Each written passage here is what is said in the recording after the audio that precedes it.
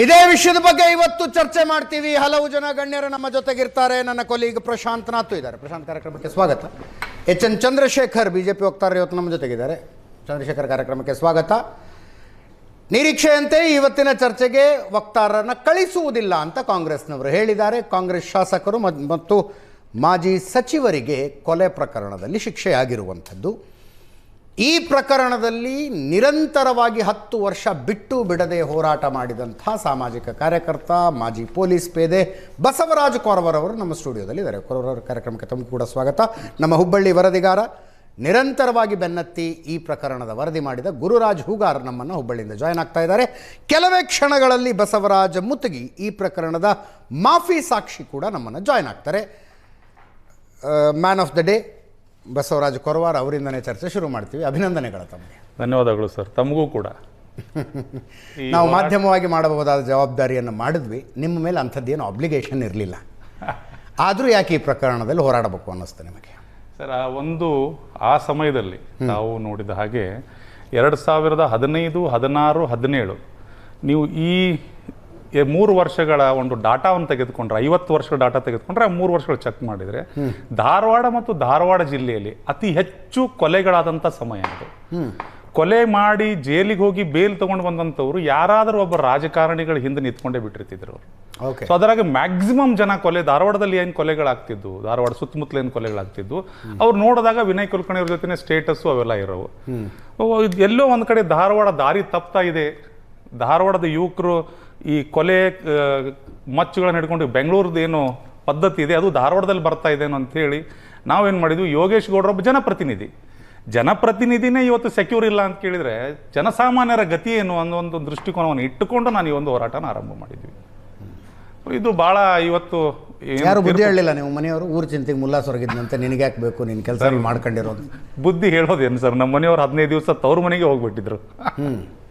So ಅದೆಲ್ಲ ಆಗಿದೆ sir. ನಾವು ಈ 9.5 ವರ್ಷದಲ್ಲಿ ಮಕ್ಕಳಿಗೂ ಕೂಡ ಸಮಯ ಕೊಡೋಕ್ಕಾಗಿಲ್ಲ. ಈ ಒಂದು ಹೋರಾಟದಲ್ಲಿ ನಮಗಿರೋದು ಇಷ್ಟೇ ಇತ್ತು ಸರ್, ಕಾನೂನಿನ ಮೇಲೆ ನಂಬಿಕೆ ಇರಬೇಕು. ಕಾನೂನಿಗಿಂತ ದೊಡ್ಡವರು ಯಾರೂ ಅಲ್ಲ.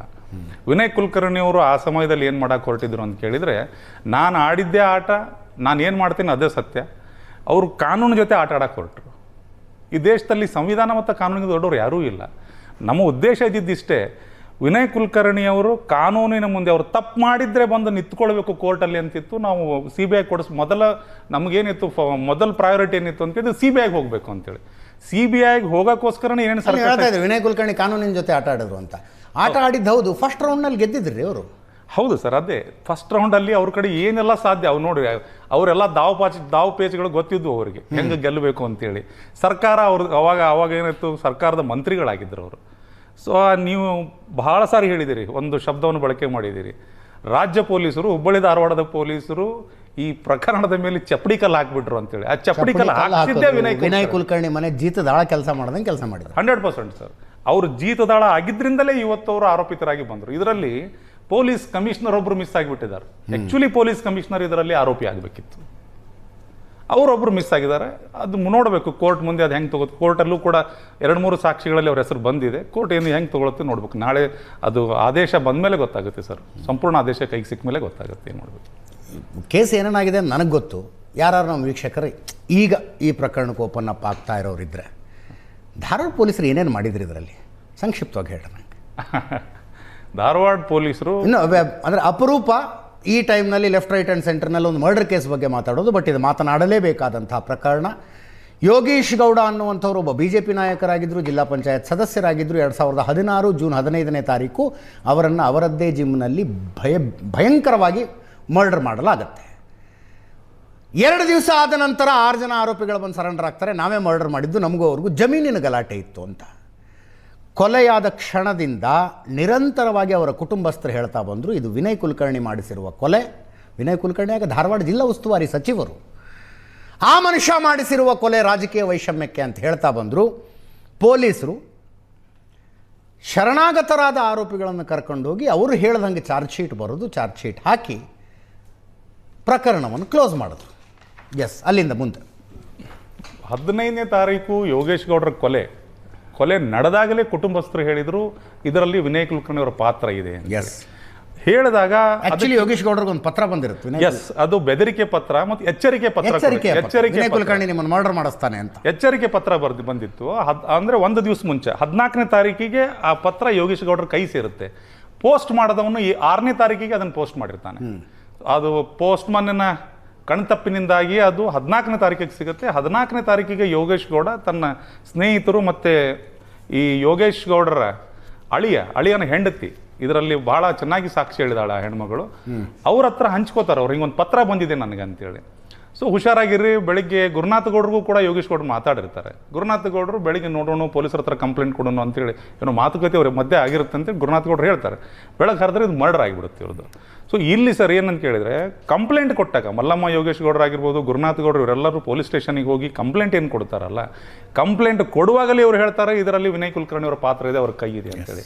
ಇಲ್ಲಿ IO ಏನು ಮಾಡ್ತಾನೆ, ವಿನಯ್ ಕುಲಕರ್ಣಿ ಪಾತ್ರ ಅಂತ ಹೇಳಕ್ಕೆ ನಿಮ್ಮ ಹತ್ರ ಏನಿದೆ ದಾಖಲೆ ಅಂತೇಳಿ. ಸೊ ಆವಾಗ ಮಲ್ಲಮ್ಮ ಗೌಡರು ಗುರುನಾಥ್ ಗೌಡ್ರ ಮುಖಾಂತರ ಲೆಟರ್ ಕೊಡ್ತಾಳೆ IOಗೆ. IO ಆ ಲೆಟರ್ ನೋಡಿದ ಮೇಲೂ ಕೂಡ ಹೇಳ್ತಾನೆ, ನೀವು ಜಿಲ್ಲಾ ಉಸ್ತುವಾರಿ ಸಚಿವರ ಹೆಸರಾಗಿ ಕೊಟ್ಟರೆ ನಾನು ಕಂಪ್ಲೇಂಟ್ ತೊಗೊಳಂಗಿಲ್ಲ, ಬೇಕಾದ್ರೆ ನೀವು ರಾಜಕೀಯ ಪ್ರೇರಿತ ಕೊಲೆ ಅಂತೇಳಿ ನೀವು ಕೊಡ್ರಿ, ನಾನು FIR ಮಾಡ್ಕೋತೀನಿ ಅಂತೇಳಿ. ಸೊ ಆವಾಗ ಹೋಗಿ ಇವ್ರಿಗೆ ಏನಾಗುತ್ತೆ, ಬಾಡಿ ತೊಗೊಳ್ಬೇಕು. ಇವ್ರ ಅಲ್ಲಿ ಯಾರೋ ಇವ್ರಿಗೆ ತಿಳಿಸಿ ಹೇಳುವಂಥವ್ರು ಯಾರೂ ಇರಲಿಲ್ಲ. ಅವತ್ತೇ ಗಟ್ಟಿ ಕೂತ್ಕೊಂಡಿದ್ರೆ ಇವರು, ವಿನಯ್ ಕುಲಕರ್ಣಿ ಅವರೇ ಇದರ ಪಾತ್ರ, ಅವ್ರದೇ ಪಾತ್ರ ಇದೆ ಅಂತ ಗಟ್ಟಿ ಕೂತ್ಕೊಂಡಿದ್ರೆ ವಿನಯ್ ಕುಲಕರ್ಣಿ ಅವತ್ತು ಆರೋಪಿ ಮಾಡ್ತಿದ್ರು. ಆದರೆ ನೋಡ್ರಿ, ವಿಧಿಯಾಟ ಅಂತ ಹೇಳ್ಬೋದು ಸರ್ ಇದು. ಅವತ್ತು ವಿನಯ್ ಕುಲಕರ್ಣಿನ ಇವರು ಆರೋಪಿ ಮಾಡಲಾರ್ದಕ್ಕೇನೆ ಇದು CBI ಹೋಯ್ತು. ಅವತ್ತು ಆರೋಪಿ ಮಾಡಿದ್ರೆ ಈ ಕೇಸನ್ನು ಅದೇ ಧಾರವಾಡ 4ನೇ ಸೆಷನ್ಸ್ ನ್ಯಾಯಾಲಯದಲ್ಲಿ ಮುಗಿಸ್ಬಿಟ್ಟಿರ್ತಿದ್ರು ಸರ್. ಇದು ಎಲ್ಲರೂ ಖುಲಾಸೆಯಾಗಿ ಬಂದ್ಬಿಟ್ಟಿರ್ತಿದ್ರು ಇಲ್ಲಿವರೆಗೂ. ವಿನಯ್ ಕುಲಕರ್ಣಿನ ಆರೋಪಿ ಮಾಡದೇ ಇರೋದಕ್ಕೇನೆ ಈ ಪ್ರಕರಣವನ್ನು CBI ಕೊಡಬೇಕು ಅಂತ ಧ್ವನಿ ಭಾರತೀಯ ಜನತಾ ಪಕ್ಷದ ಕಾರ್ಯಕರ್ತರು, ಲೀಡರ್ಸು, ಜಿಲ್ಲಾಧಿಕಾರಿಗಳ ಕಚೇರಿ ಮುಂದೆ ಬೀದಿಗಳದೆಲ್ಲ ಹೋರಾಟ ಮಾಡಿದ್ರು. ಅವಾಗ ಬಹಳ ಒಂದು 2-3 ತಿಂಗಳ ಕಾಲ ವಾರಕ್ಕೊಂದ್ಸರಿ ಹೋರಾಟ ಆಗ್ತಾ ಇತ್ತು. ಈ ಪ್ರಕರಣವನ್ನು CBI ಕೊಡಿ ಅಂತೇಳಿ ಕೊಡಲಿಲ್ಲ. ತದನಂತರ ತುಂಗಮ್ಮ ಗೌಡರು ಯಾವಾಗ ಈ ಪ್ರಕರಣದಲ್ಲಿ ಮಲ್ಲಮ್ಮ ಗೌಡರು ಸಾಕಷ್ಟು ನಮ್ಮ ಜೊತೆ ನಿಂತು ಹೋರಾಟ ಮಾಡಿದರು. ಮಲ್ಲಮ್ಮ ಗೌಡ್ರಿಗೆ ಏನಾಯ್ತು ಗೊತ್ತಿಲ್ಲ, ಆಲ್ ಆಫ್ ಸಡನ್ ಅವರು U-turn ತೊಗೊಂಡ್ರು. ನಾನು ಯಾಕೆ ತೊಗೊಂಡ್ರು ಅಂತ ಅದ್ರ ಮೇಲೆ ಡಿಸ್ಕಷನ್ ಮಾಡೋಕ್ಕೆ ಹೋಗೋದಿಲ್ಲ. ಒಬ್ಬ ಮಹಿಳೆ ಎಷ್ಟು ದಿವಸ ಹೋರಾಟ ಮಾಡಿದಾಳೆ ಸಾಕು ಸರ್. ಆದರೆ ಅವ್ರ ತಾಯಿ ನನಗೆ ಒಂದು ಕಾಲ್ ಮಾಡಿ ಅವ್ರ ತಾಯಿಯವರು ಮತ್ತು ಗುರುನಾಥ್ ಗೌಡರು ಮಾತಾಡ್ತಾರೆ, ಇಲ್ಲ ನಾವು ಈ ಹೋರಾಟದಲ್ಲಿ ನಾವು ಭಾಗಿಯಾಗ್ತೀವಿ, ನಿಮ್ಮ ಜೊತೆ ನಾವು ಬರ್ತೀವಿ. ನಾನು ಕೈ ಬಿಡಬೇಕು ಅಂದ್ಕೊಂಡಿದ್ದೆ ಅವಾಗಲೇ. ಏನು ಮಾಡಿ ಅಷ್ಟು ಯಾರ ಸಲುವಾಗಿ ಏನು ಹೋರಾಟ ಮಾಡಿ ಏನು ಬಿಡಪ್ಪ, ಹೆಂಡ್ತಿನೇ ನನ್ನ ಹೆಂಡ್ತಿನೇ ಬಿಟ್ಟು ಹೋಗ್ಬಿಟ್ಲು ಅಂದ್ಬಿಟ್ರೆ ಬಿಡಬೇಕು ಅಂತಿದ್ದೆ. ಬಟ್ ಅಲ್ಲಿ ಗುರುನಾಥ್ ಗೌಡರು ಮನೆಗೆ ಕರೆಸಿದಾಗ ಆ ತಾಯಿ ಕಣ್ಣು, ತಾಯಿ ಕಣ್ಣೀರು ನೋಡಿ ನನಗೆ ಈ ಪ್ರಕರಣವನ್ನು ಬಿಡಬೇಕು ಅಂತ ಅನಿಸ್ಲಿಲ್ಲ ಸರ್. ಈ ಪ್ರಕರಣದಲ್ಲಿ ಈ ತಾಯಿಗಾದರೂ ನಾನು ನ್ಯಾಯ ಕೊಡಿಸ್ಲೇಬೇಕು ಅಂತೇಳಿ. ಇವತ್ತು ಬೇಸರದ ಸಂಗತಿ ಏನಂತ ಕೇಳಿದರೆ, ಇವತ್ತು ವಿನಯ್ ಕುಲಕರ್ಣಿ ಮತ್ತು ಅವನ ತಂಡಕ್ಕೆ ಏನು ಶಿಕ್ಷೆ ಇವತ್ತು ಅವರು ಅಪರಾಧಿ ಅಂತ ಹೇಳಿದಾರಲ್ಲ, ಅದನ್ನು ನೋಡೋಕೆ ಇವತ್ತು ಆ ತಾಯಿ ಇಲ್ಲ. ಎಲ್ಲೇ ಇರಲಿ ಸರ್, ಆ ತಾಯಿ ಆತ್ಮಕ್ಕೆ ಶಾಂತಿ ಸಿಗಲಿ. ಕಳೆದ 9 ವರ್ಷಗಳಲ್ಲಿ ತುಂಬ ಸಲ ಹೇಳಿದ್ದೀನಿ ನಾನು, ಈ ಕೇಸು ಕರ್ನಾಟಕದ ಪೊಲೀಸ್ ಹಿಸ್ಟ್ರಿಗೆ ಒಂದು ಕಪ್ಪು ಚುಕ್ಕೆ ಇದು ಅಂತ, ಒಂದು ಬ್ಲ್ಯಾಕ್ ಸ್ಪಾಟ್ ಇದು. ಹಿಂದಿನ ದಿವಸ ಕೊಲೆಯಾದ ವ್ಯಕ್ತಿಗೆ ಪತ್ರ ಬಂದಿರುತ್ತೆ, ನಿನ್ನ ಕೊಲೆ ಆಗುತ್ತೆ, ವಿನಯ್ ಕುಲಕರ್ಣಿ ಮರ್ಡರ್ ಮಾಡಿಸ್ತಾರೆ ಅಂತ. ಕಂಪ್ಲೇಂಟ್ನಲ್ಲಿ ಆ ವಿಷಯ ಬರದೇ ಇರುವಂತೆ ಪೊಲೀಸರು ನೋಡಿಕೊಂಡ್ರು, FIRನಲ್ಲಿ ಆ ವಿಷಯ ಪ್ರಸ್ತಾಪ ಆಗದೇ ಇರುವಂತೆ ಪೊಲೀಸರು ನೋಡಿಕೊಂಡ್ರು. ಅಂಥದ್ದೊಂದು ಪತ್ರ ಬಂದಿತ್ತು ಅನ್ನೋದು ಕೂಡ ಆನ್ ರೆಕಾರ್ಡ್ ಬರದೇ ಇರೋಂಗೆ ಪೊಲೀಸರು ನೋಡಿಕೊಂಡ್ರು. ನಮ್ಮ ಜೊತೆಗೆ ಬಸವರಾಜ ಮುತ್ತಗಿ ಜಾಯ್ನ್ ಆಗಿದ್ದಾರೆ. ಈ ಕೊಲೆಯನ್ನು ನಾನೇ ಮಾಡಿದ್ದು ಅಂತ ಇತರ 5 ಜನರನ್ನ ಕರ್ಕೊಂಡೋಗಿ ಸರೆಂಡರ್ ಆಗಿದ್ದವರು ಇವರು. ಜಮೀನಿನ ಗಲಾಟೆಗೆ ನಾನು ಯೋಗೇಶ್ ಗೌಡ್ರನ್ನ ಕೊಂದಿದ್ದೀನಿ ಅಂತ ಪ್ರಕರಣದ ಆರೋಪಿ ನಂಬರ್ 1 ಆಗಿದ್ದವರು. ಯಾವುದೋ ಒಂದು ಹಂತದಲ್ಲಿ ಸತ್ಯ ಹೇಳಬೇಕು ಅನ್ನಿಸ್ತು, ಸತ್ಯ ಹೇಳಿದರು, ಮಾಫಿ ಸಾಕ್ಷಿ ಆದರು, ಈ ಪ್ರಕರಣದಲ್ಲಿ ಅಪ್ರೂವರ್ ಆದರು. ಈ ಜಡ್ಜ್ಮೆಂಟ್ ಬರೋದಕ್ಕೆ ಬಸವರಾಜ ಮುತ್ತಗಿ ಅವರ ಪಾತ್ರ ತುಂಬ ದೊಡ್ಡದು. ನಮಸ್ಕಾರ ಮುತ್ತಗಿ ಅವರೇ. ಸರ್ ನಮಸ್ತೆ ಸರ್. ಯಾಕೆ ಅನ್ನಿಸ್ತು ನಿಮಗೆ ಸತ್ಯ ಹೇಳ್ಬಿಡ್ಬೇಕು ಅಂತ? ಸರ್ ಮೊದಲಿಂದನೂ ನಾನು ಹೋರಾಟ ಸಂಘಟನೆ ಬದುಕಲು ಬಂದವ. ನಾವು ಯುವಕರಿಗೆ ಒಂದು ಐಕಾನ್ ಆಗಿ ಬದುಕಬೇಕಾದಂಥವ್ರು. ಯಾರದೋ ಒತ್ತಡಕ್ಕೆ ಒಳಗಾಗಿ ಇಂಥ ಕೆಟ್ಟ ಕೆಲಸದಾಗ ಭಾಗಿಯಾದಾಗ ಅವತ್ತಿಂದ ನನಗೆ ಆ ಪಾಪ ಪ್ರಜ್ಞೆ ಕಾಡಾತಿತ್ತು, ನಾವು ಇದ್ರಾಗ ಭಾಗವಹಿಸಬಾರ್ದಿತ್ತು ಅಂತೇಳಿ. ಒತ್ತಡ ಎಷ್ಟೇ ಇರಲಿ, ಇವನ್ ನಮ್ಮ ಜೀವ ಹೋಗಿದ್ರು ನಾವು ಇಂಥ ಒತ್ತಡಕ್ಕೆ ಭಾಗವಹಿಸಬಾರ್ದಾಗಿತ್ತು. ಬಟ್ ಎಲ್ಲೋ ಒಂದ್ ಕಡೆ ವಯಸ್ಸಾಗಿರೋ ನನ್ನ ತಂದೆ ತಾಯಿಗಳು ನಾನಿಲ್ಲ ಅಂದ್ರೆ ಅನಾಥರಾಗಿ ಬಿಡ್ತಾರ ಅನ್ನೋ ಆ ಒತ್ತಡಕ್ಕೆ ನಾನು ಒಳಗಾಗಿ ನಾ ಭಾಗವಹಿಸ್ಬೇಕಾಗ್ತು. ಹೆಚ್ಚು ಕಡಿಮೆ ಆಗಿದ್ರೆ ತಮ್ಮದು ಕೊಲೆ ಆಗ್ತಿತ್ತು ಅಂತ ಗೊತ್ತಾಯ್ತು ನಮಗೆ. ತಾವು ಸೆಕ್ಯೂರಿಟಿಲಿ ಓಡಾಡ್ತಿದ್ದೀರಿ ಈಗ, CISFನ ಸೆಕ್ಯೂರಿಟಿ.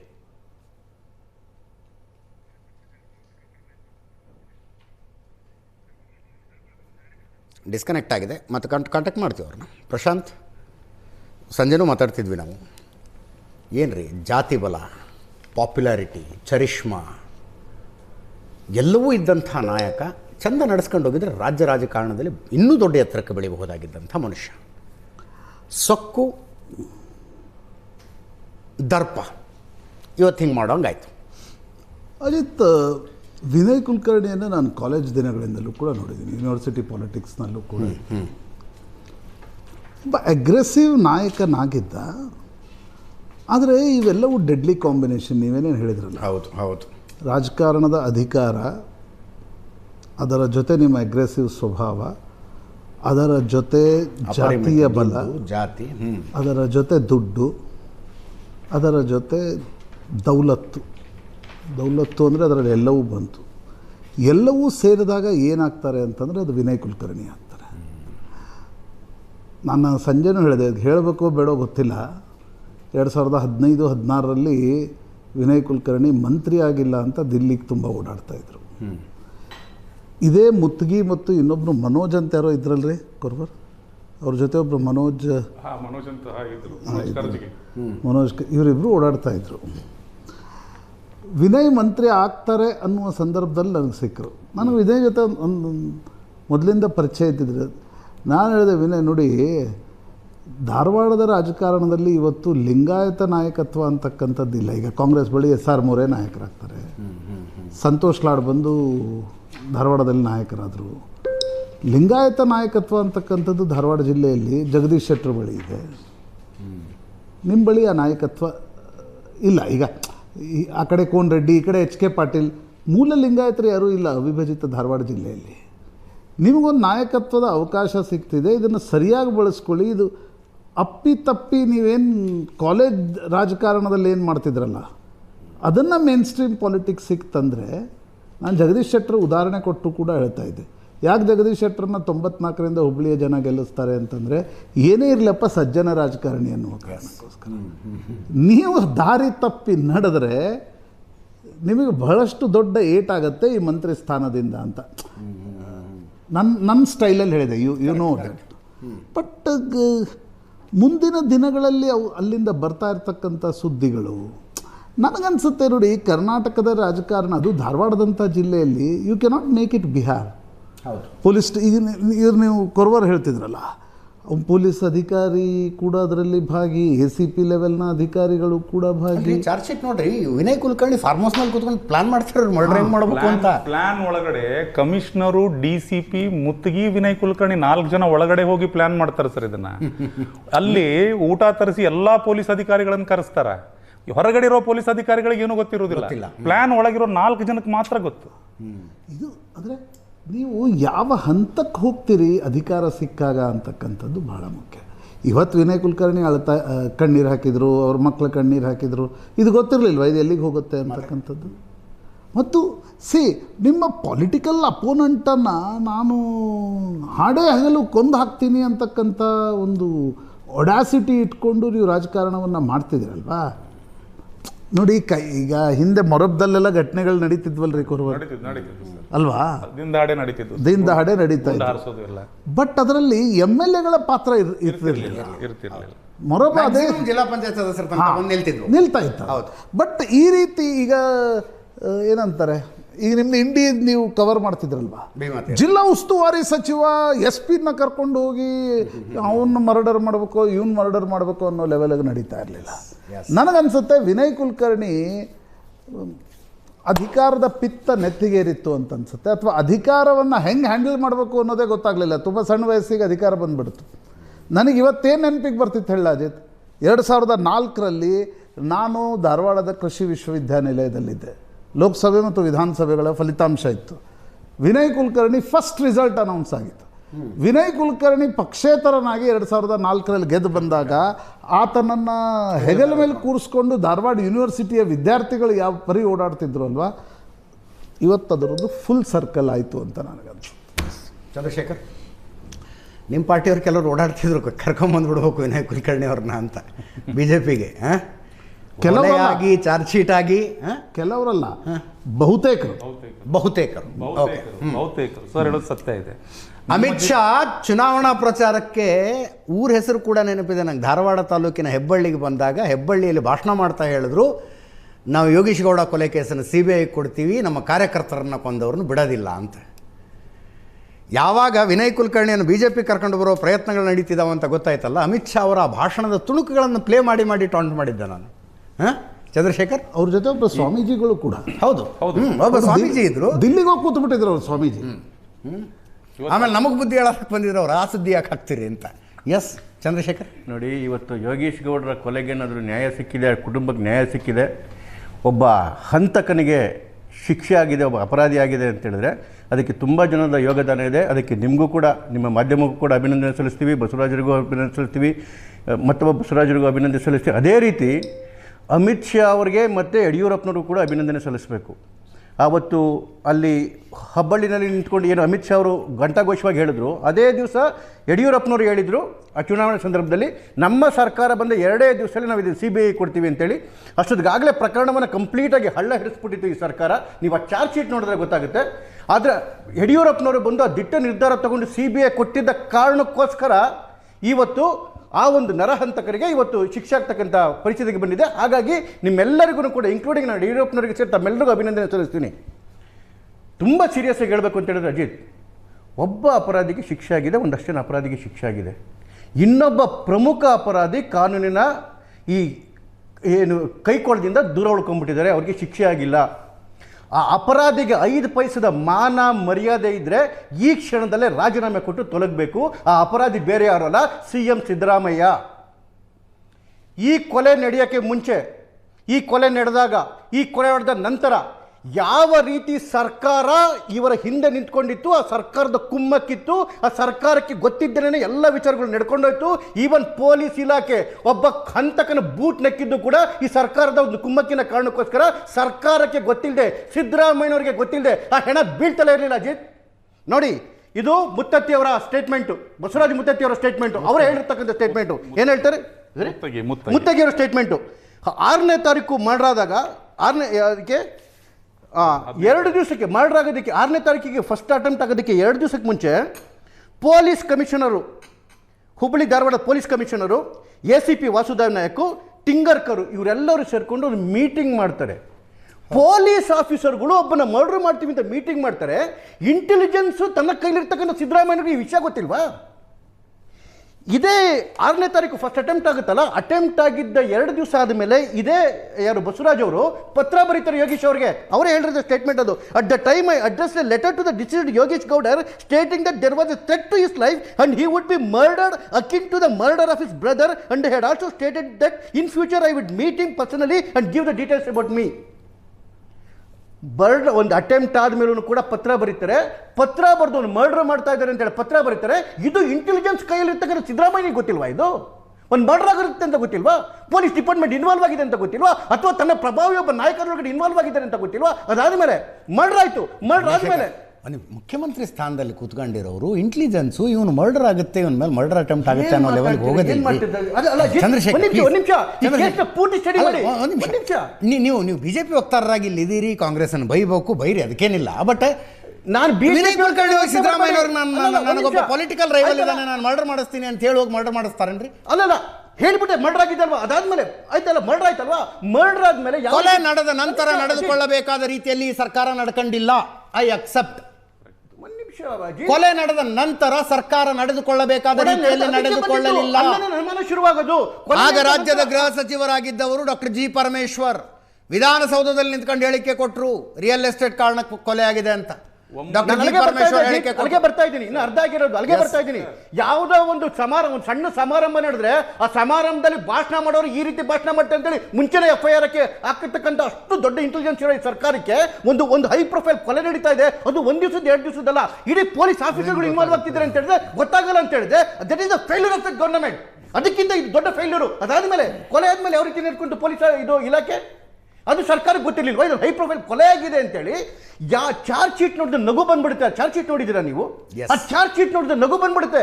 ಈ ರೀತಿಯಾಗಿ ಚಾರ್ಜ್ ಶೀಟ್ ನೋಡ್ಕೊಂಡು ಇಡೀ ಒಂದು ಇನ್ಕ್ಲೂಡಿಂಗ್ ಕಮಿಷನರು, ಇಡೀ ಪೊಲೀಸ್ ಡಿಪಾರ್ಟ್ಮೆಂಟು, ಇಡೀ ಸರ್ಕಾರ ಒಬ್ಬ ಕೊಲೆಗಡಕನ್ನು ಸೇವ್ ಮಾಡೋದ್ರಲ್ಲಿ ಕೂತ್ಕೊಂಡಿದೆ. ಇಡೀ ಸರ್ಕಾರ ಅವನ ಅಧಿಕಾರ ಕೊಟ್ಟಿದೆ, ಅಧಿಕಾರದ ಹಿಂದೆ ನಿಂತಿದೆ ಅಂತ ಹೇಳಿದ್ರೆ ಇದು ಸರ್ಕಾರದ ತಪ್ಪಿಲ್ವಾ? ಕೇವಲ ಕರ್ನಾಟಕ ಅಲ್ಲ, ದೇಶದಾದ್ಯಂತ ಒಂದು ಐತಿಹಾಸಿಕ ಲ್ಯಾಂಡ್ ಮಾರ್ಕ್ ಜಡ್ಜ್ಮೆಂಟ್ ಇವತ್ತು ಕರ್ನಾಟಕದ ಜನಪ್ರತಿನಿಧಿಗಳ ವಿಶೇಷ ನ್ಯಾಯಾಲಯದಿಂದ ಬಂದಿದೆ. ಒಂದು ಕೊಲೆ ಪ್ರಕರಣದಲ್ಲಿ, 10 ವರ್ಷಗಳ ಹಿಂದಿನ ಕೊಲೆ ಪ್ರಕರಣದಲ್ಲಿ 17 ಜನ ಅಪರಾಧಿಗಳು ಅಂತ ನ್ಯಾಯಾಲಯ ಹೇಳ್ತು. 17 ಜನರ ಪೈಕಿ ಒಬ್ಬರು ಹಾಲಿ ಶಾಸಕರು, ಮಾಜಿ ಸಚಿವರು. ಈ ಕೇಸ್ನಲ್ಲಿ ಮಾಫಿ ಸಾಕ್ಷಿಯಾದಂಥ ಬಸವರಾಜ ಮುತ್ತಿಗೆಯವರು ಮತ್ತೊಮ್ಮೆ ನಮ್ಮನ್ನು ಜಾಯ್ನ್ ಆಗಿದ್ದಾರೆ. ಮುತ್ತಿಗೆಯವರೇ, ಎಲ್ಲ ಆದಮೇಲೆ ನಿಮ್ಮ ಪ್ರಾಣಕ್ಕೂ ಸಂಚಕಾರ ಬಂದಿತ್ತು ಅಂತ ಸುದ್ದಿ ಬಂತು ನಮಗೆ. ಹೆಚ್ಚು ಕಡಿಮೆ ಆಗಿದ್ರೆ ನೀವು ಇರ್ತಿರ್ಲಿಲ್ಲ ಅಂತ. ಯಾಕದು? ಇಲ್ಲ, 2 ಸರಿ ಸಂಚಕಾರ ಬಂದಿತ್ತು ಸರ್. ಬಟ್ ಮೊದ್ಲು ಸಹಿತ ಮೊದ್ಲಾದ್ರೂ ನಾನು ಆಗ್ಲೇ ಹೇಳಿದ್ನಲ್ಲ ಸರ್, ಆಗ್ಲೇ ಮಾತಾಡುವಾಗ ಈ ಕೊಲೆ ನಡಿಬಾರ್ದು ಅನ್ನೋ ಉದ್ದೇಶದಿಂದ ನಾನು ಲೆಟರ್ ಹಾಕಿದ್ದು US ಕೋರ್ಟ್ಗೆ. ಬಟ್ ಆ ಲೆಟರ್ನ ಅವ್ರು ಸೀರಿಯಸ್ ಆಗಿ ತಗೊಳ್ಳಿಲ್ಲ ಅವತ್ತಿನ ಸ್ಥಿತಿ ಒಳಗೆ. ಮುಂದೆ ನಾವು ಒತ್ತಡದೊಳಗೆ ಹಂಗ ಭಾಗಿಯಾಗ್ಬೇಕಾಯ್ತು. ಯಾಕಂದ್ರೆ ಪೂರ್ತಿ ಪೊಲೀಸ್ ಇಲಾಖೆ ಅವ್ರ ಕೈ ಒಳಗಿತ್ತು. ನಾವ್ ಯಾರಿಗೂ ಏನು ಹೇಳುವಂತ ಸ್ಥಿತಿ ಇರ್ಲಿಲ್ಲ. ಮುಂದೆ ಕೋರ್ಟಿಗೆ ನಾ ಸಾಕ್ಷಿ ಹೇಳ್ತೇನೆ ಅಂತ ಹೇಳಿದಾಗ ಕೋರ್ಟ್ ನನಗೆ ಅನುಮತಿಯನ್ನು ಕೊಡ್ತು. ಅವಾಗ ಎಲ್ಲವನ್ನು ನಾನು ಕೂಲಂಕುಷವಾಗಿ ಬಹಿರಂಗ ಎಲ್ಲವನ್ನು ಏನೇನ್ ಸತ್ಯ ಐತೆ ಎಲ್ಲವನ್ನು ನಾ ಕೋರ್ಟಿಗೆ ಹೇಳೇನೆ. ಆಮೇಲೆ ನಿಮಗೆ ಪ್ರಾಣ ಬೆದರಿಕೆಗಳು ಬಂದಿದ್ದ? ಇಲ್ಲ, ಮೊದ್ಲೇ ಸರ್, ಮೊದ್ಲು ಪ್ರಾಣ ಬೆದರಿಕೆ ಇತ್ತು. ಮೊದ್ಲನಾದ್ರೂ ಸಹಿತ ಪ್ರಾಣ ಬೆದರಿಕೆ ಇತ್ತು. ಮೊದ್ಲು 2023 ನಾನು ಒಂದ್ ಸಾಕ್ಷಿ ಹೇಳ್ತೇನೆ ಅಂತ ಕೋರ್ಟಿಗೆ ಅರ್ಜಿ ಹಾಕಿದಾಗೂ ನಾನು ವಿನಯ್ ಕುಲಕರ್ಣಿ ಅವ್ರು ನೇರವಾಗಿ ನಿನಗ ಸಾಕ್ಷಿ ಹೇಳಿದೆ ಅಂದ್ರೆ ನಿನ್ ಜೀವಕ್ಕೆ ಅಪಾಯತಿ, ನಿನ್ ಕುಟುಂಬಕ್ಕೆ ನೀವು ಒಬ್ಬನ ಆಸರದಿ ಅಂತ ಅವಾಗೂ ಹೆದರಿಸಿದ್ರು. ಮುಂದೆ ಅದು ಟೆಕ್ನಿಕಲ್ ಇದರಿಂದ ಅದು ಅರ್ಜಿ ತಿರಸ್ಕಾರ ಆಯ್ತು. ಅವ್ರ ಕಡೆ ಬಹಳ ಚೆನ್ನಾಗಿರ್ತಾವಲ್ಲ ಶಬ್ದಗಳನ್ನ ನಾನು ಹೇಳೋದು. ಸರ್, ಅವ್ರ ಕಡೆಯಿಂದ ಬರೋ ಧಮಕಿಯ ಶಬ್ದಗಳು ಬಹಳ ಚೆನ್ನಾಗಿರ್ತಾವಲ್ಲ. ಅದು ಅನುಭವಿಸೋರಿಗೆ ಗೊತ್ತು ಸರ್. ಬಟ್ ಏನೇ ಆಗ್ಲಿ, ನಾನು ನಿಮ್ಮ ಮಾಧ್ಯಮದ ಮುಖಾಂತರ ಹೇಳೋದು ಇಷ್ಟ, ನನ್ನಂತ ತಿಳುವಳಿಕೆ ಇದ್ದಂತವನ ಇಂಥ ಒತ್ತಡಕ್ಕೆ ಒಳಗಾಗೀನಿ. ತಿಳುವಳಿಕೆ ಇಲ್ಲದೆ ಬರುತ್ತೋ ಎಷ್ಟು ಜನ ಇಂಥ ಕೇಸ್ ಒಳಗೆ ಭಾಗಿಯಾಗ್ತಾರೋ, ಎಷ್ಟು ಜನ ಅನಾಹುತಗಳನ್ನು ಮಾಡ್ತಾರೋ. ಮಾಫಿ ಸಾಕ್ಷಿ ಆಗ್ತೀನಿ ಅಂತ ತಾವು ಹೇಳಿಕೊಂಡ ನಂತರ CBIನವ್ರು ಕೋಆಪರೇಟ್ ಮಾಡಿದ್ರ, ತಮ್ಮ ಬೆಂಬಲಕ್ಕೆ ನಿಂತ್ಕೊಂಡ್ರ? ಅಥವಾ ಮಾಫಿ ಸಾಕ್ಷಿ ಅಂತೇಳಿ ಬಸವರಾಜ ಕೊರವಾರ ಅವರು ಹೋಗೇನಿ, ನಾನು ಸಾಕ್ಷಿ ಅಂತ ಹೋಗೇನಿ ಸರ್, ಮಾಫಿ ಸಾಕ್ಷಿ ಅಂತ ಹೋಗಿಲ್ಲ. ಮಾಫಿ ಸಾಕ್ಷಿ ಇದನ್ನ ಕೋರ್ಟ್ ಮಾಡೈತ್ ಸರ್. ನಾನು ಸಾಕ್ಷಿ ಹೇಳ್ತೇನೆ ಅಂತ ಹೋಗೇನಿ. ಏನಾದ್ರೂ ತೊಂದರೆ ಇಲ್ಲ ಅಂತ ನಾನು ಹೋಗೇನಿ. ಕೋರ್ಟ್ ಅದನ್ನ ಮುಂದೆ ಮಾಫಿ ಸಾಕ್ಷಿ ಅಂತ ಮಾಡೈತ್ ಸರ್. ಓಕೆ, ಗುರುರಾಜ್ ಹುಗಾರ್ ಅವರ ಜೊತೆ ನೇರ ಸಂಪರ್ಕದಲ್ಲಿದ್ದಾರೆ, ನಮ್ಮ ಹುಬ್ಬಳ್ಳಿ ರಿಪೋರ್ಟರ್. ಹುಗಾರ್, ಹೆಚ್ಚು ಕಡಿಮೆ 9 ವರ್ಷ ಬೆನ್ನತ್ತಿ ಈ ಪ್ರಕರಣದ ಪ್ರತಿ ಟ್ವಿಸ್ಟ್ ಟರ್ನ್ಗಳನ್ನು ರಿಪೋರ್ಟ್ ಮಾಡ್ತಾ ಬಂದ್ರಿ. ಹುಬ್ಬಳ್ಳಿ ಧಾರವಾಡ ಭಾಗದಲ್ಲಿ ಏಷ್ಯಾನೆಟ್ ಸುವರ್ಣ ನ್ಯೂಸ್ಗೆ ಒಂದು ದೊಡ್ಡ ಮಟ್ಟದ ಜನಮನ್ನಣೆಯನ್ನು ಗಳಿಸಿಕೊಡೋದಕ್ಕೆ ಈ ಪ್ರಕರಣದ ಫಾಲೋ ಅಪ್ ಕೂಡ ಕಾರಣ ಆಯಿತು. ಏನು ಜನಾಭಿಪ್ರಾಯ ಏನಿತ್ತಲ್ಲಿ? ನಾವು ಒಂದೊಂದೇ ವಿಷಯ ರಿವೀಲ್ ಮಾಡ್ತಾ ಹೋದಂಗೆ. ಇದು 2016 ಜೂನ್ 15ನೇ ತಾರೀಕು. ಇನ್ನೂ ಈ ಪ್ರಕರಣದಲ್ಲಿ ಯಾರೂ ಕೂಡ ಅಂದರೆ ಎಂಟ್ರಿ ಹೊಡೆದಿರಲಿಲ್ಲ. ಫಸ್ಟ್ ಡೇ, ಕೊಲೆಯಾದ ದಿವಸನೇ ಫಸ್ಟ್ ಸಂಶಯ ವ್ಯಕ್ತಪಡಿಸಿ ಪೊಲೀಸ್ ಕಮಿಷನರ್ಗೆ ನಾವು ಫೋನ್ ಮಾಡಿದ್ದೆ. ಇದು ರಾಜಕೀಯ ವೈಷಮ್ಯದ ಕೊಲೆ ಇರ್ಬೋದಲ್ಲ ಅಂತ. ಕಮಿಷನರು ಯಾವುದನ್ನು ಕೂಡ ಸ್ಪಷ್ಟವಾಗಿ ಹೇಳಿರಲಿಲ್ಲ, ಅವತ್ತಿನ ಕಮಿಷನರ್ ಪಾಂಡುರಂಗ ರಾಣೆ. ಆದರೆ 1 ಗಂಟೆ ಒಳಗಡೆ ಹೋಮ್ ಮಿನಿಸ್ಟ್ರು ಬೆಂಗಳೂರಲ್ಲಿ ಸ್ಟೇಟ್ಮೆಂಟ್ ಮಾಡ್ತಾರೆ, ಇಲ್ಲ ಇದು ಭೂವ್ಯಾಜ್ಯಕ್ಕಾಗಿ ನಡೆದ ಕೊಲೆ ಅಂತ. ಪರಮೇಶ್ವರ್ ಅವರು ಹೇಳಿಕೆ ಕೊಡುವಾಗ ವಿನಯ್ ಕುಲಕರ್ಣಿ ಅವರು ಅವ್ರ ಬೆನ್ನಿಂದಗಡೆ ಇರ್ತಾರೆ. ಆ ವಿಡಿಯೋದಲ್ಲಿ ನೀವು ಗಮನಿಸಬಹುದು ಅವತ್ತಿನ ಸ್ಟೇಟ್ಮೆಂಟ್. ನನಗೆ ಆಗಲೇ ಇದ್ರ ಬಗ್ಗೆ ಒಂದಷ್ಟು ಸಂಶಯಗಳು ಉಟ್ಕೊಳ್ತು. ಇದು ನಿಖರ ಆಯಿತು ಅಂದರೆ ಇದರಿಂದ ಪ್ರಭಾವಿ ರಾಜಕಾರಣಿಗಳ ಕೈವಾಡ ಇದೆ, ಇದೊಂದು ರಾಜಕೀಯ ಪ್ರೇರಿತ ಹತ್ಯೆ ಅನ್ನುವಂಥದ್ದು ತುಂಬಾ ಸ್ಪಷ್ಟವಾಗಿತ್ತು. ಅವತ್ತು ಸಂಜೆನೆ ಏಷ್ಯಾನೆಟ್ ಸ್ಟೇಟ್ಮೆಂಟ್ ಕೊಟ್ಟಿದ್ದಕ್ಕೆ ಪರಮೇಶ್ವರ್ ಮನೆ ತನಕ CCTV ಫುಟೇಜ್ ನಿಜ ಇಲ್ಲ. Yes. ಅದು ಯಾಕಂತ ಹೇಳಿದ್ರೆ ಸಹಜವಾಗಿ ನೋಡಿ, ಹೋಮ್ ಮಿನಿಸ್ಟರ್ ಸ್ಟೇಟ್ಮೆಂಟ್ ಕೊಡಬೇಕಾದ್ರೆ ಒಂದು ಅಧಿಕಾರಿಗಳಿಂದ ಸ್ಟೇಟ್ಮೆಂಟ್ ತೊಗೊಂಡಿರ್ಬೇಕು, ಇಲ್ಲ ಅಲ್ಲಿ ಜಿಲ್ಲಾ ಉಸ್ತುವಾರಿ ಸಚಿವರೇ ಅವ್ರ ಬೆನ್ನಿಂದ ನಿಂತಾಗ ಅವರಿಂದನೂ ಮಾಹಿತಿ ಪಡ್ಕೊಂಡು ಹೇಳಿರುವಂಥ ಸಾಧ್ಯತೆ ಇದೆ. ಅಂದರೆ ಅದನ್ನು ಪ್ರೆಸೆಂಟ್ ಮಾಡುವಂಥ ಪ್ಲ್ಯಾನ್ ಏನಿತ್ತು, ಎಕ್ಸಿಕ್ಯೂಟ್ ಮಾಡುವಂಥದ್ದು ಮತ್ತು ಅದನ್ನು ಪ್ರೆಸೆಂಟ್ ಮಾಡುವಂಥದ್ದು ಯಾವ ರೀತಿ ಬಿಂಬಿಸಬೇಕು ಅನ್ನುವಂಥ ತಯಾರಿಯನ್ನು ವಿನಯ್ ಕುಲಕರ್ಣಿ ಮತ್ತು ತಂಡ ಮಾಡ್ಕೊಂಡಿತ್ತು ಅನ್ನೋಂಥದ್ದು ಒಂದು ಸಿಂಪಲ್ ಅದರ ಆ ಒಂದು ಸನ್ನಿವೇಶದಿಂದ ಗೊತ್ತಾಗ್ತದೆ. ಅವತ್ತು ಸಂಜೆನೆ ಏಷ್ಯಾನೆಟ್ ಸುವರ್ಣ ನ್ಯೂಸ್ ವಿಡಿಯೋ ಸಮೇತ ಯಾರು CCTV ಫಸ್ಟ್ ಫುಟೇಜ್ ಯಾವಾಗ ಏಷ್ಯಾನೆಟ್ ಸುವರ್ಣ ನ್ಯೂಸ್ನಲ್ಲಿ ಬರ್ಲಿಕ್ಕೆ ಸ್ಟಾರ್ಟ್ ಆಯಿತು, ಪೊಲೀಸ್ ಇಲಾಖೆಯಲ್ಲಿ ಅಲ್ಲೋಲ ಕಲ್ಲೋಲ ಸ್ಟಾರ್ಟ್ ಆಯಿತು.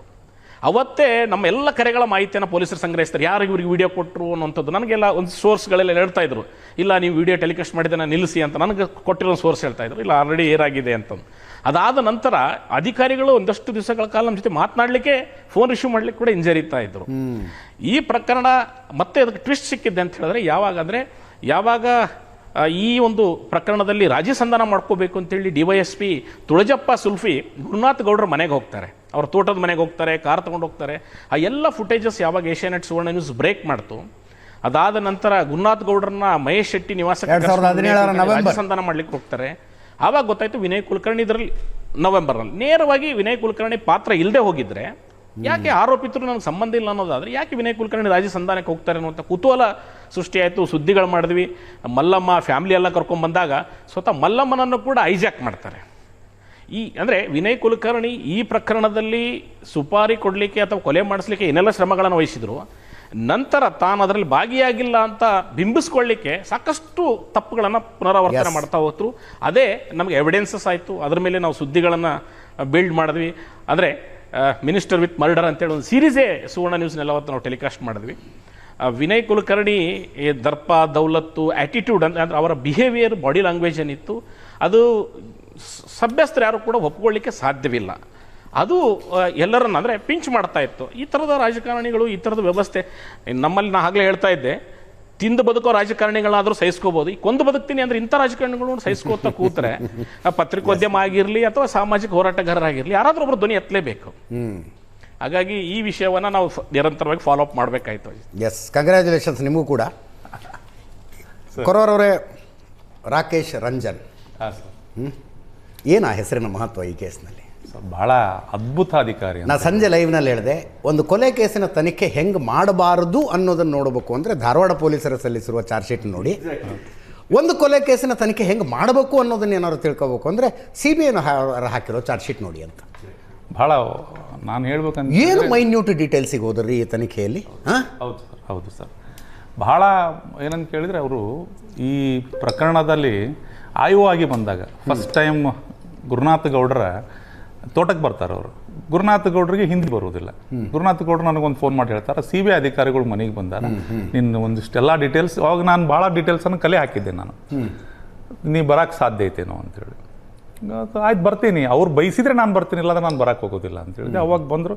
ಅದು ಒಂದೇ ಭೇಟಿ ನನಗೆ ಗೊತ್ತಿದ್ದಾಗ ಅಫಿಷಿಯಲಿ ರಾಕೇಶ್ ರಂಜನ್ ಜೊತೆ ನಾನು ಮಾತಾಡಿದ್ದು. ನನಗೆ ಅವರು ಆ 3 ಗಂಟೆ ನಮ್ಮ ಜೊತೆ ಕೂತು ಡಿಸ್ಕಸ್ ಮಾಡಿ ನಮ್ಮ ಹತ್ರ ಏನೆಲ್ಲ ನಾವು ಹೆಂಗೆ ಸಂಶಯ, ನಮಗೆ ಯಾಕೆ ಸಂಶಯ ಇದೆ ಇದರಲ್ಲಿ, ಈ ಕೊಲೆ ಕೇಸು ಹಾದಿ ತಪ್ಪಿದೆ ಅಂತ ಹೇಳಿ ನಾನೊಂದು 2-3 ಪಾಯಿಂಟ್ಗಳನ್ನು ಅವ್ರಿಗೆ ಚಾರ್ಜ್ ಶೀಟ್ ತೋರಿಸಿ ಹೇಳಿದೆ. ಅದರಲ್ಲಿ ಒಂದು ಮೇಜರ್ ಪಾಯಿಂಟ್ ಏನಂತ ಕೇಳಿದರೆ, ಈ ಮುದುಕಪ್ಪ ಅಂತೇಳಿ ಈಗ ಕನ್ವಿಕ್ಷನ್ ಆಗಿದೆ. ಅದರಲ್ಲಿ ಆ ಮುದುಕಪ್ಪ ಹೆಬ್ಬಳ್ಳಿ ಅಗಸಿಯಿಂದ ಬಸವರಾಜ ಮುತ್ತಿಗೆಗೆ ಫೋನ್ ಮಾಡಿ ಇನ್ಫಾರ್ಮೇಶನ್ ಕೊಟ್ಟು ಮತ್ತೆ ವಾಪಸ್ ಇವ್ರು ಹೇಳ್ತಾರೆ, ಮುದುಕಪ್ಪ ಅದು ಹಿಂದ್ಗಡೆನೆ ಬಂದು ಕೋಲ್ನಿಂದ ಹೊಡಿತಾನೆ ಯೋಗೇಶ್ ಗೌಡಗೆ ಅಂತ ಹೇಳಿ. ಅವನು ಹೆಬ್ಬಳ್ಳಿ ಎಬ್ಸಾಗಿದ್ದು ಇನ್ಫಾರ್ಮೇಶನ್ ಕೊಡ್ತಾನೆ. ಅವ್ನು ಹಿಂದೆ ಬರ್ಬೇಕಂತ ಹೇಳಿದ್ರೆ ಅವನ ಕಾರು, ಇವೊಂದು ಬೈಕ್. ಸೊ ಅಂತ ಹೇಳಿದಾಗ ನಾನೇನು ಮಾಡ್ತೀನಿ, ಆ ಚಾರ್ಜ್ ಶೀಟ್ ತೆಗೆದು ನೋಡ್ತೀನಿ. ಈ ಪೊಲೀಸರು ಹಾಕಿರುವಂಥ ಕಾಲ್ ಡೀಟೇಲ್ಸ್ ಚೆಕ್ ಮಾಡಿದಾಗ ಮುದುಕಪ್ಪ ಹೆಬ್ಬಳ್ಳಗಸಿಯಿಂದ ಕಾಮನಕಟ್ಟಿಯಿಂದ JSS ಕಾಲೇಜಿಂದ ಗಬ್ಬೂರ್ ಕ್ರಾಸಿಗೆ ಹೋಗ್ಬಿಟ್ಟಿರ್ತಾನೆ.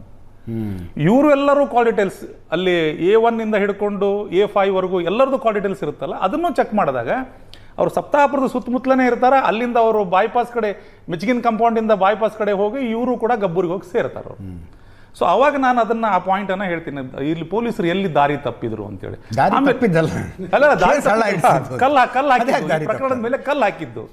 ಅವಾಗ ನಾನು ಅವ್ರಿಗೆ ಹೇಳಿದೆ, ಈ ಏನು ಬಾಡಿ ಮೇಲೆ ಬೇಸಿಕಲಿ ಬಸವರಾಜ್ ಕೊರವರು ಡೀಟೇಲ್ ಆಗಿ ಹೇಳ್ತಾ ಇದ್ದಾರೆ, ಟೆಕ್ನಿಕಲ್ ಆಗಿ ಹೇಳ್ತಾ ಇದ್ದಾರೆ. ಅರ್ಥ ಇಷ್ಟೇ, ನಾವೇ ಕೊಲೆ ಮಾಡಿದ್ದು ಅಂತ ಯಾರು ಬಂದು ಸರೆಂಡರ್ ಆದ್ರಲ್ಲ, ಅವ್ರು ಯಾರು ಕೊಲೆ ಮಾಡಿದವರು ಬೇರೆ.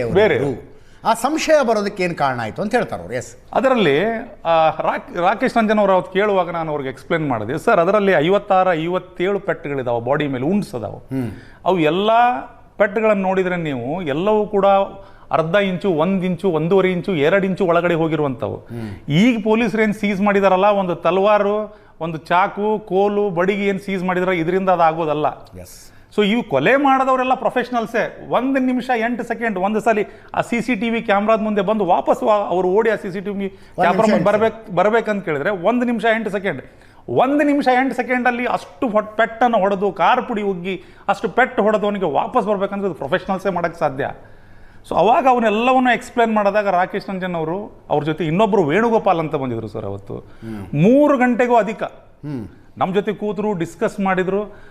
ಆ ಕೇಳುವಂಥ ರೀತಿ, ಅವ್ರಿಗೆ ಏನೇನು ಕನ್ಫ್ಯೂಷನ್ ಇದ್ದು ನಮ್ಮ ಕಡೆ ಆ ಡಿಟೇಲ್ ತೊಗೊಳ್ಳುವಂಥ ರೀತಿ ಇತ್ತಲ್ಲ, ನನಗೆ ಅನ್ನಿಸ್ತು ಸರ್ ಈ ಮನುಷ್ಯ ಈ ಪ್ರಕರಣದ ಕೊನೆ ಹಂತಕ್ಕೂ ಹೋಗಿ ಮುಟ್ತಾನೆ ಅಂತೇಳಿ. ಸೊ ಮತ್ತು ಇದರಲ್ಲಿ ರಾಕೇಶ್ ರಂಜನ್ ಅವರ ಬುದ್ಧಿವಂತಿಕೆಯನ್ನು ಮೆಚ್ಚಬೇಕಾಗಿದ್ದೇನಂತ ಕೇಳಿದರೆ, ಈ ಒಂದು ಪ್ರಕರಣದ ಒಳಗಡೆ ಇವರೇ ಕೊಂದವರು ಅಂತ, ಇವರೇ ಹೊಡೆದವರು ಅಂತ ಹೇಳಿದಂಥವರು ಕೂಡ ಬಂದು ಇಲ್ಲಿ ಹಾಸ್ಟೆಲ್ ಆಗ್ತಾರೆ. ಇವರೇ ಹೊಡೆದವರು ಅಂತ ಹೇಳ್ತಾರಲ್ಲ, ಇವರೇ ಹೊಡೆದವರು ಇನ್ಫಾರ್ಮೇಷನ್ ಕೊಡ್ತಾರೆ ಅವರು. ಇವು ಒಂದು 8 ತಿಂಗಳ ಇದ್ರದ್ದು ಇನ್ವೆಸ್ಟಿಗೇಷನ್ ನಡೀತದೆ, ಕೊಂದವ್ರು ಯಾರು ಅಂತ ಗೊತ್ತಾಗೋದಿಲ್ಲ. ಮೊದಲನೇ ಆರೋಪಿ ಸಿಕ್ಕ ಹಾಕೋತಾನೆ A7 ಸಂತೋಷ್ ಸೌದತ್ತಿ ಸಿಕ್ಕ ಹಾಕಿದ್ದು ನೆಕ್ಸ್ಟ್ ಡೇನೇ ಹೈಕೋರ್ಟ್ ಸ್ಟೇ ಕೊಡುತ್ತೆ. ಈ ಪ್ರಕರಣದ ತನಿಖೆಗೆ ಸ್ಟೇ ಆಗುತ್ತೆ. ಇದು ಸ್ಟೇ ಆದಮೇಲೆ ಸುಪ್ರೀಂ ಕೋರ್ಟಲ್ಲಿ ಹೋಗಿದ್ದು ವೆಕೆಟ್ ಆಗುತ್ತೆ. ವೆಕೆಟ್ ಆದಮೇಲೆ ಈ ನಿಜವಾಗ್ಲೂ ಕೊಲೆ ಮಾಡಿದಂಥ ಏನು ಆರೋಪಿಗಳಿದಾರೆ ಬೆಂಗಳೂರವರು, ಅವ್ರನ್ನ ಅರೆಸ್ಟ್ ಮಾಡೋಕ್ಕಿಂತ ಪೂರ್ವದಲ್ಲಿ ಯಾರು ಮಾಡಿದಾರಂತ ಗೊತ್ತಿರೋದಿಲ್ಲ. ಹೌದು, ಯಾರು ಮಾಡಿದಾರ ಅಂತಲೂ ಗೊತ್ತಿರೋದಿಲ್ಲ. ಅವರು ಗುರುನಾಥ್ ಗೌಡ್ರಿಗೆ ಪದೇ ಕೇಳ್ತಾ ಇರ್ತಾರೆ, ಅವರು ನಿಮ್ಗೇನು ಯಾರ ಮೇಲೆ ಡೌಟ್ ಇದೆ ಹೇಳಿ ಅಂತೇಳಿ. ಆಬ್ವಿಯಸ್ಲಿ ಆಗಿ ಗುರುನಾಥ್ ಗೌಡ್ರಿಗೆ ಕೇಳಿದಾಗ ಗುರುನಾಥ್ ಗೌಡ್ರ ಫೋನ್ ತೊಗೊಂಡು ನನ್ನ ಹತ್ರನೇ ಬರ್ತಾರೆ. ಅವ್ರಿಗೆ ಹಿಂದಿ ಬರೋಂಗಿಲ್ಲ ಅಂತೇಳಿ ನೀನು ಮಾತಾಡು ಅಂತೇಳಿ. ಸೊ ಅವರಿಗೆ ನಾವು ಅದನ್ನು ಎಕ್ಸ್ಪ್ಲೇನ್ ಮಾಡ್ತೀವಿ ಸರ್. ಆ CCTV ಫುಟೇಜಲ್ಲಿ ಯಾರ್ಯಾರು ಐ ವಿಟ್ನೆಸ್ ಇದ್ದಾರಲ್ಲ, ಆ ಐ ವಿಟ್ನೆಸ್ಗಳನ್ನು ಕರೆದವ್ರು ವಿಚಾರಣೆ ಮಾಡಿದಾಗ ಒಬ್ಬ ಮಹಿಳೆ ಹೇಳ್ತಾಳೆ, ಸರ್ ನೋಡಕ್ಕೆ ಹಿಂಗಿದ್ದ ನೋಡಿ ಅಂತ ಹೇಳಿದಾಗ ಬಸವರಾಜ ಮುತ್ತಿಗೆಯವ್ರ ಸುತ್ತಮುತ್ತಲು ಎಷ್ಟು ಜನರ ಫೋಟೋಸ್ ಅವ್ರು ತೋರಿಸಿದಾಗ ಒಬ್ಬ ಮನುಷ್ಯನನ್ನು ಐಡೆಂಟಿಫೈ ಮಾಡ್ತಾರೆ ಅವರು. ಒಬ್ಬ ಮನುಷ್ಯ A9 ಅಶ್ವಥ್ ಐಡೆಂಟಿಫೈ ಮಾಡಿದಾಗ ಸರ್ ತಮಗೆ ಗೊತ್ತಿರಲಿ, ರಾತ್ರಿ 9 ಗಂಟೆಗೆ ಐಡೆಂಟಿಫೈ ಆಗುತ್ತದು. ಆ ಪಾಪ ಹೆಣ್ಮಗಳು ಮನೆಗೆ ಕರೆಸ್ಕೊಂಡು ಸರ್ ಇವನನ್ನು ನೋಡಿದ್ದೀನಿ ನಾನು ಅಂತೇಳಿ ಐಡೆಂಟಿಫೈ ಮಾಡಿದಾಗ ರಾತ್ರಿ ಬೆಳತನಕ ಗಾಡಿ ಡ್ರೈವ್ ಮಾಡಿ ಆ ಮನುಷ್ಯ ಅವ್ರ ತಂಡ, ರಾಕೇಶ್ ರಂಜನ್ ಅವರು, ಸಮೀವುಲ್ಲಾ ಅವರು, ಮತ್ತು ಆ ತಂಡದಲ್ಲಿ 1-2 ಜನ ಇದ್ದರು, ಬಸವರಾಜ್ ಮತ್ತು ರಮೇಶ್ ಅಂತೇಳಿ. ಸೊ ಅವ್ರ ಹೆಸರುಗಳು ನನಗೆ ಗೊತ್ತು ಸರ್, ನಾನು ಅವ್ರು ನೇರವಾಗಿ ಯಾವತ್ತೂ ಅವ್ರ ಜೊತೆ ಮಾತಾಡಿಲ್ಲ. ಅವರು ರಾತ್ರಿ ಟ್ರಾವೆಲ್ ಮಾಡ್ತಾರೆ ಸರ್ ಬೆಂಗಳೂರಿಗೆ ಬಂದು ಬೆಳಗ್ಗೆ ಮುಟ್ತಾರೆ, ಮನೆಗೆ ಹೋಗೋದಿಲ್ಲ ಅವರೆಲ್ಲರೂ. ಆಫೀಸಲ್ಲೇ ಬಂದು ಸ್ನಾನ ಮಾಡಿ, ನನಗೆ ಗೊತ್ತಿರುವ ಹಾಗೆ ಸರ್, ಅವರು ಗೌಡ್ರ ಹತ್ರ ಹೇಳ್ಕೊಂಡಿರೋದು, ಆಫೀಸಲ್ಲೇ ಸ್ನಾನ ಮಾಡಿ ಆರೋಪಿ ನಂಬರ್ 9 ಮನೆ ಸುತ್ತಮುತ್ತಲು ಹೋಗಿ ಕಾಯ್ತಾ ಇರ್ತಾರೆ ಅವರು. ಆ ಚೇಸ್ ಮಾಡಿ ಹಿಡಿದಿರುವಂಥ ರೀತಿ ಆಯ್ತಲ್ಲ ಸರ್, ಆ ಮನುಷ್ಯ ಎಷ್ಟು ವರ್ಕಾಲಿಕ್ ಅದನ್ನು ತೋರಿಸ್ಕೊಡ್ತದೆ. ಒಂದೇ ದಿನದಲ್ಲಿ 5 ಜನ ನಿಜವಾಗಲೂ ಕೊಲೆ ಮಾಡಿದಂಥ ಆರೋಪಿಗಳನ್ನು ಬಂಧಿಸ್ತಾರೆ. ಆಮೇಲೆ ಸಿಕ್ಕಾಪಟ್ಟಿ ಪೇಷನ್ಸ್ಲಿ ವೇಟ್ ಮಾಡ್ತಾ, ಅಂದರೆ ಎಲ್ಲರನ್ನು ಕರೆದು ಅತಿ ಸೂಕ್ಷ್ಮ ವಿಷಯಗಳನ್ನು ಕೂಡ ಗ್ಯಾದರ್ ಮಾಡ್ತಾರೆ ಸರ್ ಆ ಮನುಷ್ಯ. ಚಾರ್ಜ್ ಶೀಟ್ ಹೆಂಗೆ ಹಾಕಬೇಕು ಅಂತ ಹೇಳಿ ಈ ಮನುಷ್ಯ ತೋರಿಸ್ಕೊಟ್ಟ ಸರ್. ಅದು ಮೂಲತಃ CBI ಅಧಿಕಾರಿ ಅಲ್ಲ, ಆತ CISFನಿಂದ ಬಂದಂಥ ಅಧಿಕಾರಿ. ಇವತ್ತು ಈ CBIದಲ್ಲಿ ಕೂಡ ಇಲ್ಲ, ಟ್ರಾನ್ಸ್ಫರ್ ಆಗಿ ಹೋಗ್ಬಿಡ್ತು, ಅವ್ರು ಜಮ್ಮುಗೆ ಹೋಗ್ಬಿಟ್ಟು ಆ ಮನುಷ್ಯ. ಆದರೆ ಚಾರ್ಜ್ ಶೀಟ್ ಹೆಂಗೆ ಹಾಕಬೇಕು ಅಂತ ಹೇಳಿ ಇವತ್ತು ಎಲ್ರಿಗೂ ತೋರಿಸ್ಕೊಟ್ಟೋದಂಥ ವ್ಯಕ್ತಿ. ಸೊ ಆ್ಯಕ್ಚುಲಿ ರಾಕೇಶ್ ರಂಜನ್ ಮತ್ತು ಅವ್ರ ತಂಡ ಇತ್ತಲ್ಲ, ಸಮೀವುಲ್ಲಾ, ರಾಕೇಶ್ ರಂಜನ್ ಆ ತಂಡ ಇತ್ತಲ್ಲ ಸರ್, ಅವ್ರಿಗೆ ಹ್ಯಾಟ್ಸ್ ಆಫ್ ಸರ್, ಭಾಳ ಚೆನ್ನಾಗಿ ಕೆಲಸ ಮಾಡಿದರು. ಆ ಕುಲಕರ್ಣಿಯೇ ಕೊಲೆಗಾರ. ಯೋಗೇಶ್ ಗೌಡ ಕೊಲೆ ಪ್ರಕರಣದಲ್ಲಿ ವಿನಯ್ ಕುಲಕರ್ಣಿ ಅಪರಾಧಿ ಅಂತ ನ್ಯಾಯಾಲಯ ತೀರ್ಪು ಕೊಟ್ಟಿದೆ. ಕೋರ್ಟ್ನಲ್ಲಿ ಈಗ ಬಸ್ ಹತ್ತಿಸ್ಕೊಂಡ್ರಂತೆ. CBIನವರು ಕರ್ಕೊಂಡೋಗಿ ಬೌರಿಂಗ್ ಹಾಸ್ಪಿಟಲ್ನಲ್ಲಿ ಮೆಡಿಕಲ್ ಟೆಸ್ಟ್ ಮಾಡಿಸಿ ಪರಪ್ಪನ ಅಗ್ರಹಾರದ ಸೆಂಟ್ರಲ್ ಜೈಲಿಗೆ ಬಿಟ್ಟು ಬರ್ತಾರೆ. ಶಿಕ್ಷೆಯ ಪ್ರಮಾಣ ಎಷ್ಟು ಅನ್ನೋದು ನಾಳೆ ಗೊತ್ತಾಗತ್ತೆ. ದೃಶ್ಯಗಳಲ್ಲಿ ನೋಡ್ತಾ ಇದ್ದೀರಿ, 17 ಜನ ಇದ್ದಾರೆ. BMTC ಬಸ್ಸೇ ತರಿಸ್ಬಿಟ್ಟಿದ್ದಾರೆ.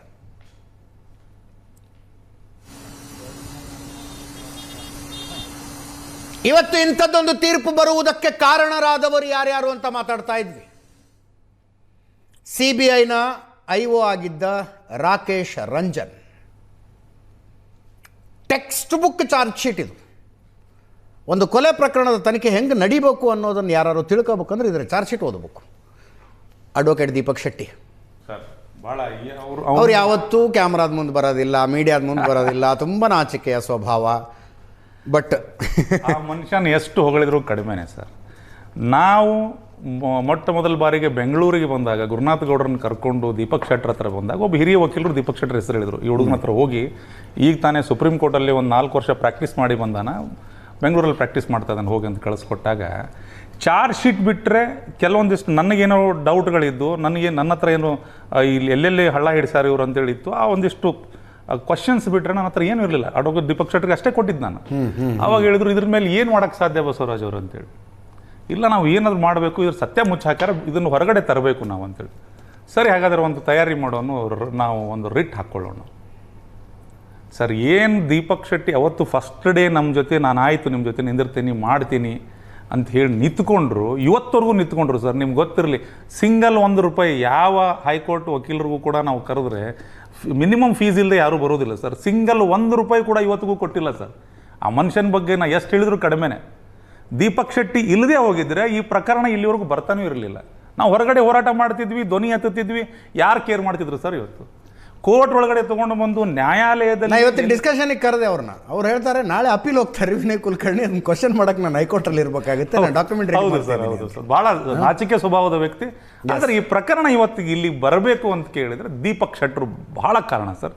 ದೀಪಕ್ ಶೆಟ್ಟರ್ ನಂತರ CBI ಅಡ್ವೊಕೇಟ್ಸು ಕೋರ್ಟ್ ಒಳಗಡೆ ಬಹಳ ಚೆನ್ನಾಗಿ ಕೋರ್ಟಿಗೆ ತಿಳಿಸಿಕೊಡುವಂಥ ಪ್ರಯತ್ನವನ್ನು ಮಾಡಿದರು. ಸಾಕ್ಷಿಗಳನ್ನು ಚೆನ್ನಾಗಿ ಮೂಡಿ ಬರುವಂಗೆ ನೋಡಿಕೊಂಡ್ರು ಸರ್. ಅವರು ಕ್ರಾಸ್ ಮಾಡುವಾಗ ಬಹಳ ಅದ್ಭುತವಾಗಿ ಕ್ರಾಸ್ ಮಾಡಿದರು. ಭಾಳಷ್ಟು ಸಾರಿ ನಾನು ಹೋಗಿ ನಿಲ್ತಿದ್ದೆ ಕೋರ್ಟಲ್ಲಿ. ಮೊಟ್ಟ ಮೊದಲು ಈ ಪ್ರಕರಣದಲ್ಲಿ ಗಂಗಾಧರ್ ಶೆಟ್ಟರ್ ಅಂತ SPP ಇದ್ದರು.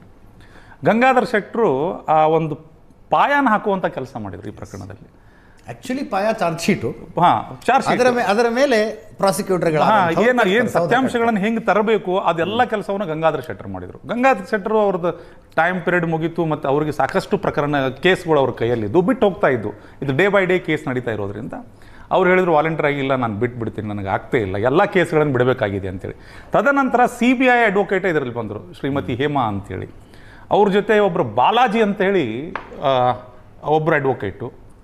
ಇವರು ಭಾಳ ಚೆನ್ನಾಗಿ ಕೆಲಸ ಮಾಡಿದರು ಸರ್. ಈ ನಾವು ನೋಡ್ತೀವಿ ಕ್ರಾಸ್ ಮಾಡೋದೆಲ್ಲ ಸ್ಟಾರ್ಟಿಂಗಲ್ಲಿ ಎಲ್ಲಿವರೆಗೂ ವಿನಯ್ ಕುಲಕರ್ಣಿ, ಅಶ್ವಥ್ ಮತ್ತು ಚಂದ್ರಶೇಖರ್ ಇಂಡಿ ಮಾಮ ಈ 3 ಜನರ ಬೇಲ್ ಕ್ಯಾನ್ಸಲ್ ಆಗೋದಿಲ್ವೋ ಅಲ್ಲಿವರೆಗೂ ವಿಟ್ನೆಸ್ಗಳು ಸರಿಯಾಗಿ ಹೇಳಲಿಲ್ಲ ಸರ್. ಮತ್ತೊಮ್ಮೆ ಆ ವಿಟ್ನೆಸ್ಗಳಿಗೆ ಹ್ಯಾಂಡಲ್ ಮಾಡುವಂಥ ಕೆಲಸ ನಡೀತು. ಒಂದೊಂದು ವಿಟ್ನೆಸ್ಗೆ ಆ ವಿಟ್ನೆಸ್ದ ವೇಟ್ ಅಷ್ಟಿದೆ ಅಲ್ಲ, ಅವ್ರಿಗೆ ಆ ವೇಟ್ ಮೇಲೆ 50,000, 1 ಲಕ್ಷ, 5 ಲಕ್ಷ ಹಿಂಗೆ ದುಡ್ಡು ಕೊಟ್ಟು ಅವರನ್ನು ಹೆದರಿಸಿ ಹಾಸ್ಟೆಲ್ ಮಾಡಿಸ್ತಾ ಇದ್ರು. ಮತ್ತೊಮ್ಮೆ ಪೊಲೀಸ್ ಅಧಿಕಾರಿ ಸರ್, ಇದರಲ್ಲಿ ಭಾಳ ಬೇಸರ ಆಗೋದೇನಂತ ಕೇಳಿದರೆ CBIಗೆ ಹೋಗಿ CBI ಇನ್ವೆಸ್ಟಿಗೇಷನ್ ಆಗಿ 5 ಜನ ಪೊಲೀಸ್ ಅಧಿಕಾರಿಗಳು ಇದರಲ್ಲಿ 164 ಸ್ಟೇಟ್ಮೆಂಟ್ ಕೊಟ್ಟಿದ್ದಾರೆ. 164 ಸ್ಟೇಟ್ಮೆಂಟ್ ಕೊಟ್ಟಂಥ ಪೊಲೀಸ್ ಅಧಿಕಾರಿಗಳಲ್ಲಿ ಒಬ್ಬನ್ನು ಬಿಟ್ಟರೆ, ಒಬ್ಬ ಭಾಳ ಚೆನ್ನಾಗಿ ಸಾಕ್ಷಿ ಹೇಳಿದ ಹೆಡ್ ಕಾನ್ಸ್ಟೇಬಲ್, ಒಬ್ಬವನ್ನು ಬಿಟ್ಟರೆ 4 ಜನ ಹಾಸ್ಟೆಲ್ ಆಗ್ತಾರೆ. ಅದರಲ್ಲಿ ACP ರ್ಯಾಂಕಿನ ಅಧಿಕಾರಿ ಶಿವಾನಂದ್ ಚಲವಾದಿ ಅನ್ನುವಂಥ ಒಬ್ಬ ಅಧಿಕಾರಿ ಬಂದು ಹಾಸ್ಟೆಲ್ ಆಗ್ತಾನೆ. ಅವರ ಮೇಲೆ ಪರ್ಜುರಿ ಕೇಸ್ ಹಾಕಬೇಕು ಅಂತ ಜಡ್ಜ್ಮೆಂಟ್ ನಲ್ಲಿದೆ ಹೇಳಿದ್ದಾರೆ. ಕೇಳಿದೆ, ಸುಳ್ಳು ಸಾಕ್ಷಿ ನೋಡಿದ ಅವ್ರಿಗೆ ಸುಳ್ಳು ಸಾಕ್ಷಿ ನೋಡಿದಂತಹ 164 ಕೊಟ್ಟು ಏನು ಸುಳ್ಳು ಸಾಕ್ಷಿ ನೋಡಿದಾರೆ ಅಲ್ಲಿ ಕೆಲವ್ರ ಮೇಲೆ ಫರ್ಜುರಿ ಕೇಸ್ ಹಾಕಬೇಕು ಅಂತ ಇವತ್ತು ಮಾನ್ಯ ನ್ಯಾಯಾಲಯ ಹೇಳ್ತು ಸರ್. ಭಾಳ ಸಂತೋಷ ಆಯಿತು. ಹಾಕಬೇಕು ಸರ್ ಅವ್ರಿಗೆ. ಯಾಕಂತ ಕೇಳಿದ್ರೆ ನೀವು ವಿಚಾರಣೆ ನಡೆಯುವಾಗ ಸಾಕ್ಷಿ ಹೇಳಿ, I1 ಮುಂದೆ ಸಾಕ್ಷಿ ಉಳಿದಿದ್ದೆಲ್ಲ ಬಿಡ್ರಿ, ಉಂಡ ಮನೆಗೆ ದ್ರೋಹ ಮಾಡೋದು ಕೆಲಸ. ಖಾಕಿ ನಿಮಗೆ ಸಂಬಳ ಕೊಡೋದು, ನಿಮ್ಮ ಮೈ ಮೇಲೆ ಖಾಕಿ ಯೂನಿಫಾರ್ಮ್ ಇರೋದು ನೊಂದವರ ಪರವಾಗಿ ನಿಂತ್ಕೊಳ್ಳಿ ಅಂತ, ಕೊಲೆಗಡಕರ ಪರವಾಗಿ ನಿಂತ್ಕೊಳ್ಳೋದಕ್ಕಲ್ಲ. 3 ಜನ ಸರ್, 3 ಜನ ಹಾಸ್ಟೆಲ್ ಆದರೆ ಒಬ್ಬ ಹೆಡ್ ಕಾನ್ಸ್ಟೇಬಲ್ ಬಂದು ನಿಂತು ಎಲ್ಲೆಲ್ಲಿ ಪೊಲೀಸರು ತಪ್ಪು ಮಾಡ್ತಾರೆ, ಹೆಂಗೆ ಮಾಡಿದ್ರು, ಯಾರ್ಯಾರ ಪ್ರಭಾವ ತೊಗೊಂಡು ಬಂದ್ರೆ ಅವೆಲ್ಲ ವಿಷಯನೂ ಕೋರ್ಟ್ ಮುಂದೆ ಹೇಳೋಗ್ಬಿಟ್ಟ ಸರ್ ಆ ಹುಡುಗ. ಆ ಹುಡುಗನೂ ಕೂಡ ಒತ್ತಡಕ್ಕೆ ತೊಗೊಂಬರುವಂಥ ಕೆಲಸ ಆಯಿತು. ಅಂಜಲಿಲ್ಲ ಆತ. ನನಗೆ ಸಂಬಳ ಕೊಡೋದು ಕಾಕಿ ಅಂತ ಹೇಳಿ ಸಾಕ್ಷಿ ಕೊಟ್ಟು ಹೋದ ಅವನು.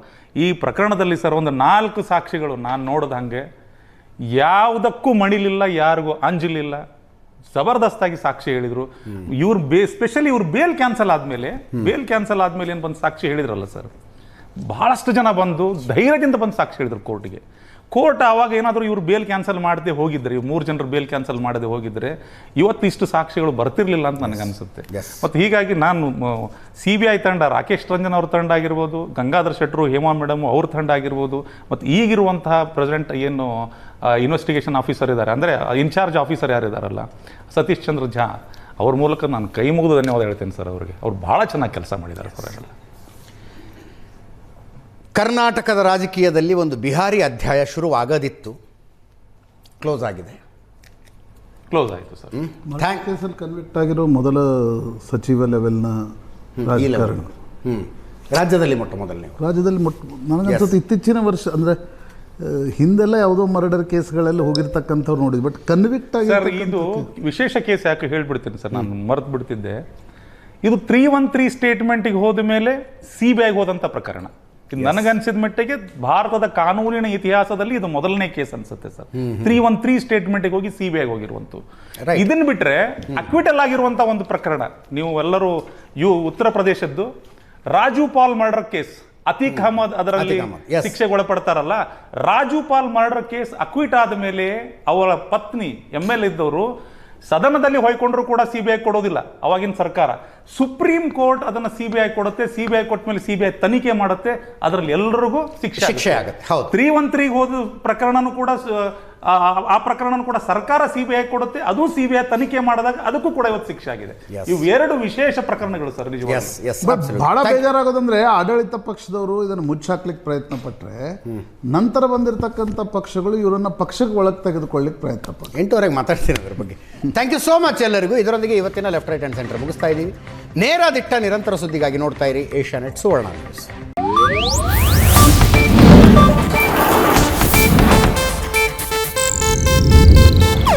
ಇದು ಏಷ್ಯಾನೆಟ್ ನ್ಯೂಸ್ ನೆಟ್ವರ್ಕ್ ಪ್ರಸ್ತುತಿ.